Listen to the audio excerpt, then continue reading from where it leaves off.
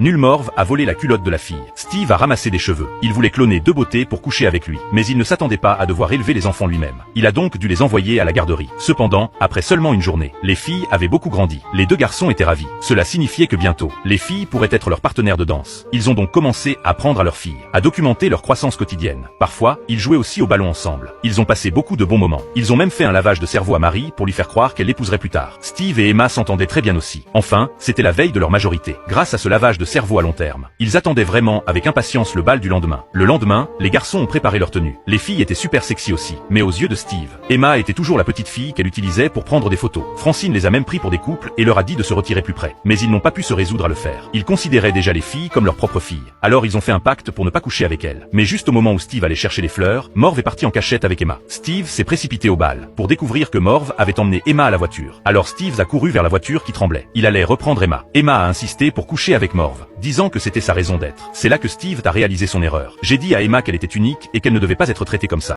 Voilà comment les extraterrestres se téléportent. Bien que le processus soit assez douloureux, Roger dit à Haley de se détendre, lui disant que la douleur cesserait une fois arrivée. Mais Haley s'accrocha fermement à Roger, le forçant à entrer dans le téléporteur avec elle. Jeff discutait avec les extraterrestres. Il envoyait des objets de la Terre dans la machine. D'abord, il envoya une fourchette,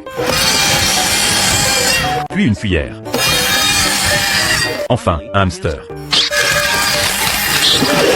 Les extraterrestres étaient ravis du hamster et lui dirent de continuer à se faire passer pour Jeff et de rester sur Terre. Il s'avéra que Jeff, tout le monde le savait, était en fait un extraterrestre déguisé. Mais sa famille ne s'en rendait pas compte. À ce moment-là, Roger avoua la vérité à Haley. Il pensait que tout le monde savait déjà que Jeff était un imposteur extraterrestre. Surtout depuis que ce Jeff était devenu si populaire ces derniers temps. Mais Roger ignorait totalement le but de l'extraterrestre sur Terre. Déterminés à découvrir la vérité, Roger et Haley commencèrent à fouiller la chambre de Jeff et activèrent accidentellement le téléporteur. Cet appareil ressemblait à un télécopieur. Il pouvait envoyer des objets depuis la Terre vers la planète extraterrestre. Pour trouver le vrai Jeff, Haley décida d'entrer dans la machine.